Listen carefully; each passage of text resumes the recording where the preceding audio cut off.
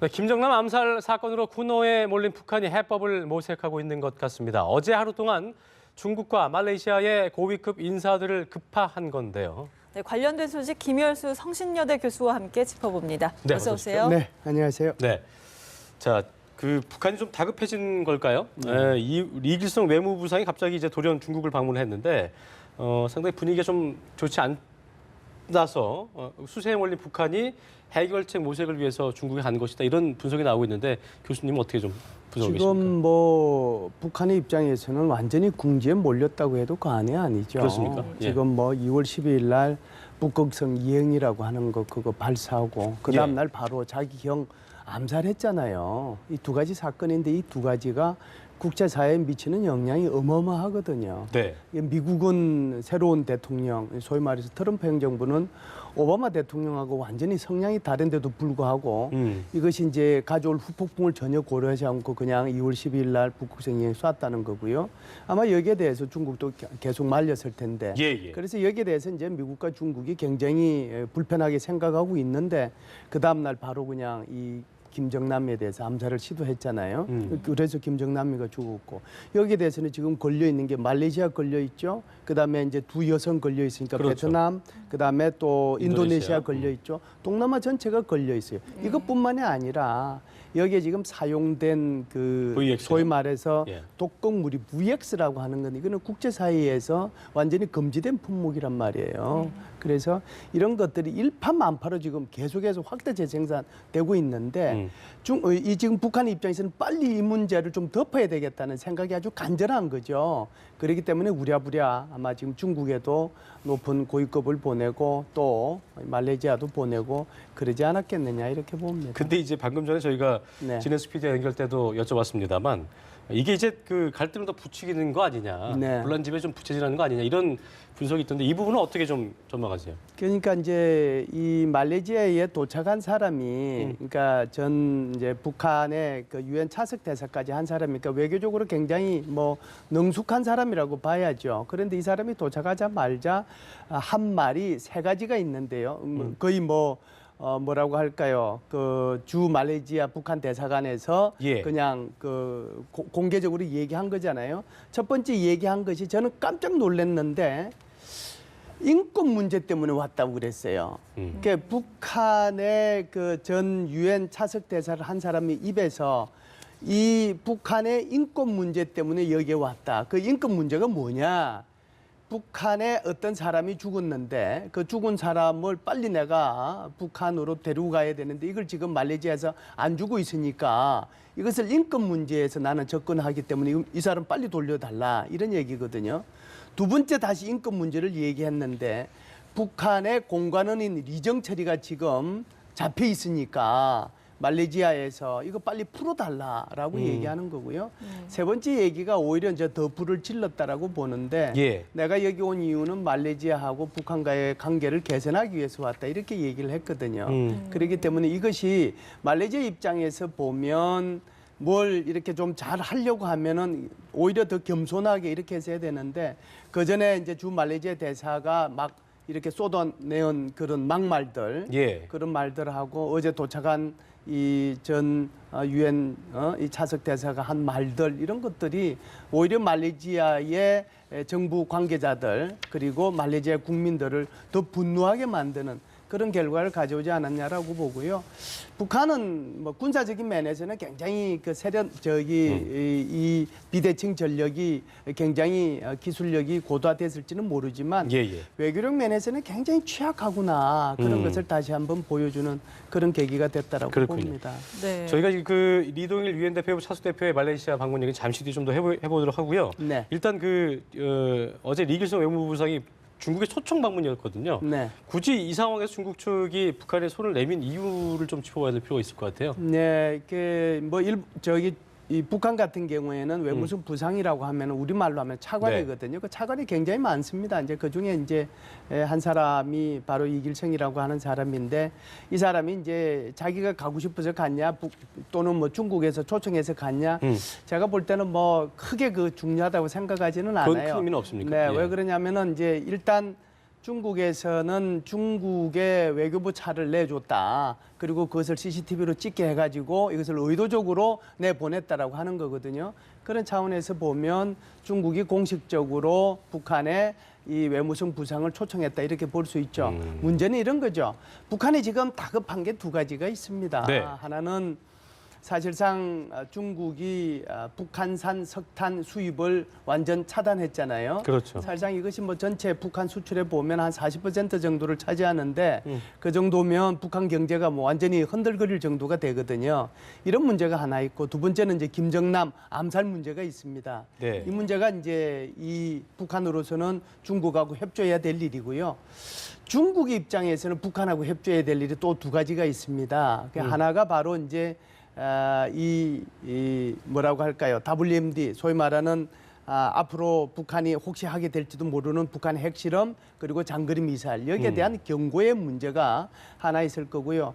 하나는 이제 그것이 한국에 대한 경고의 의미가 오히려 있다라고 보는데요. 예. 사드 배치하고 관련해서 여차하면 우리는 이 북한을 전략적 부채로 생각할 것이 아니라 오히려 전략적 자산으로 생각할 수도 있음을 한국과 미국은 알아야 된다라고 하는 것을 공개적으로 보여줬다라고 봐야죠. 네. 네. 그런데 이번 중국 방문에서 리길성 부상이 중국의 왕이 외교부장을 만날 것이라고 알려졌었는데 어떤 얘기가 나올 것이라고 예, 보십니까? 제가 볼 때는 뭐 제일 큰 게 뭐 왕이 외교부장도 그 사람 만날 거고요. 예. 어차피 먼저 간 거니까 이길성이가 가서 1박 2일로 있는 것이 아니고 이번에는 4박 5일 정도 있습니다. 예. 그러면은 뭐 왕이 외교부장도 만나고 부부장도 만나고 뭐 조리도 만나고 아마 이렇게 해서 줄줄이 만날 거예요. 만날 텐데 그래도 뭐 가장 결정적이고 핵심적인 것은 김정남이 문제하고 그리고 이제 이 북극성 이행 발사하고 관련된 문제 그리고 지금 석탄 수입 좀 이렇게 재개해 달라고 하는 문제,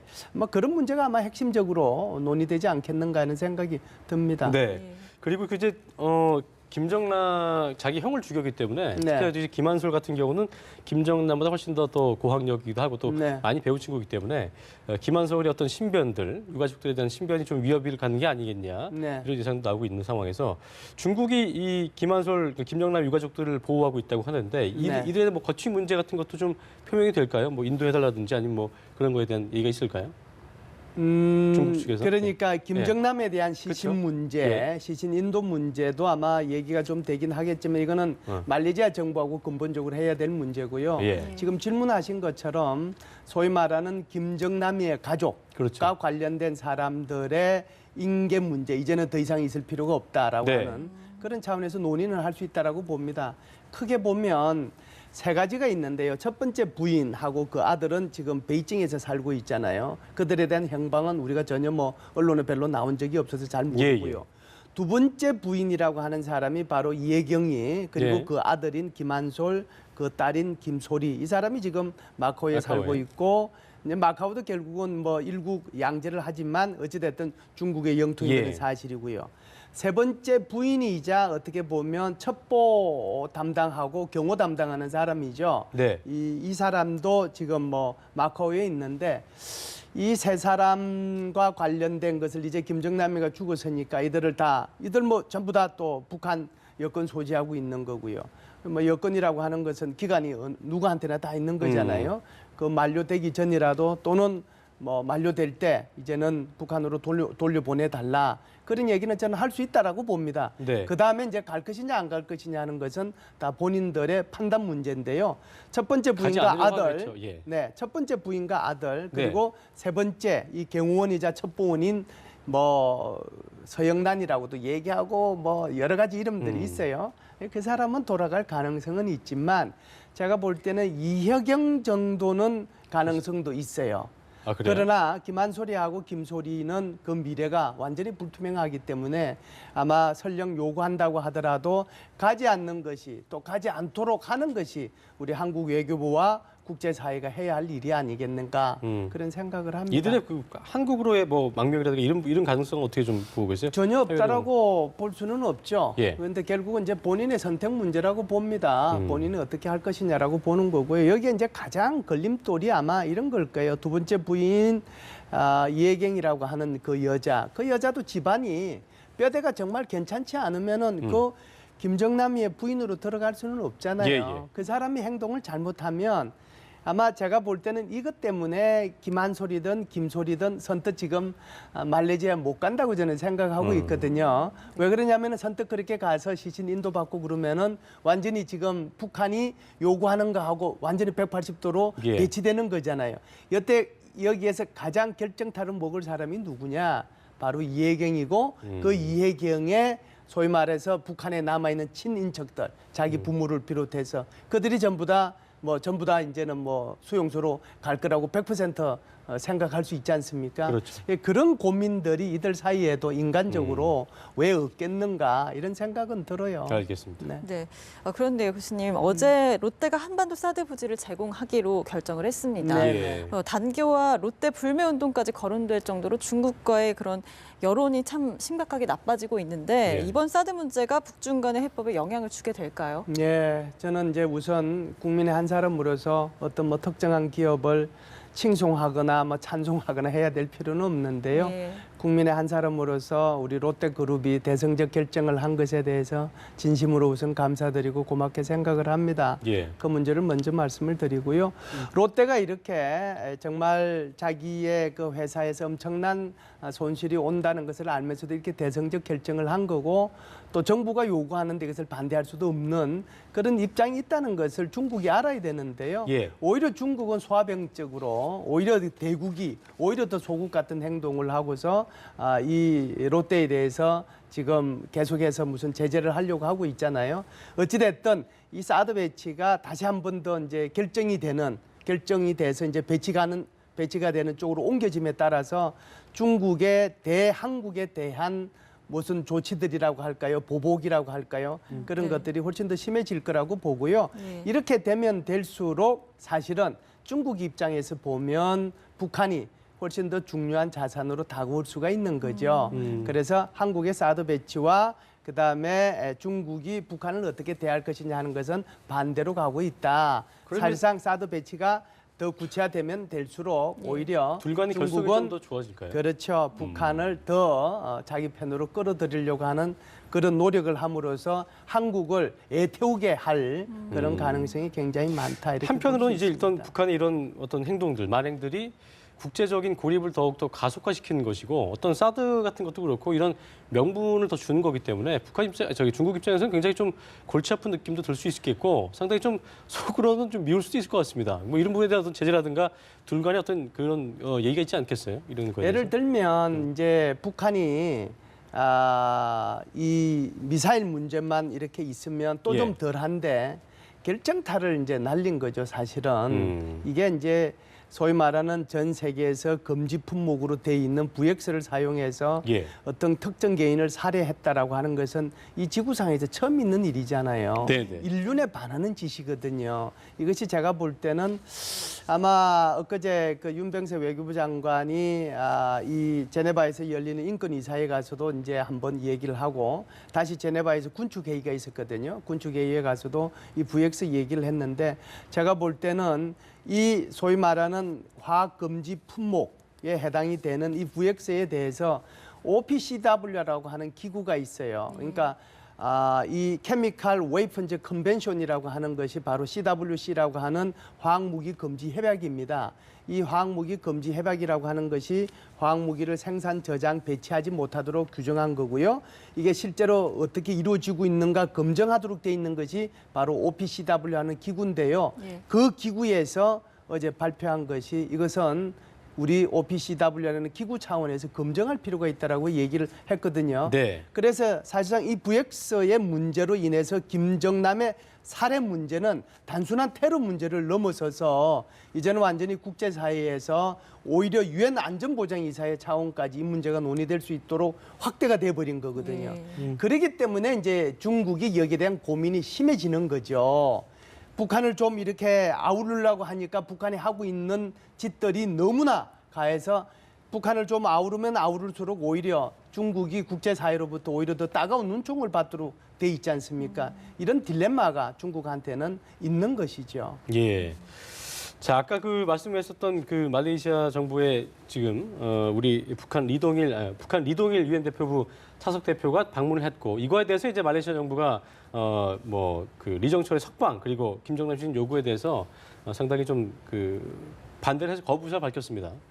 어쨌든 그 북한 정찰총국이랑 연계된 것으로 파악된 군 정비업체 두 곳을 등록 말소하기도 했고요. 북한에 대한 공세도 멈추지 않고 있는데 북한이 생떼를 보일 경우에 말레이 정부가 어떤 또 반응을 내놓을지 이 부분도 좀 주목해야 될 것 같거든요.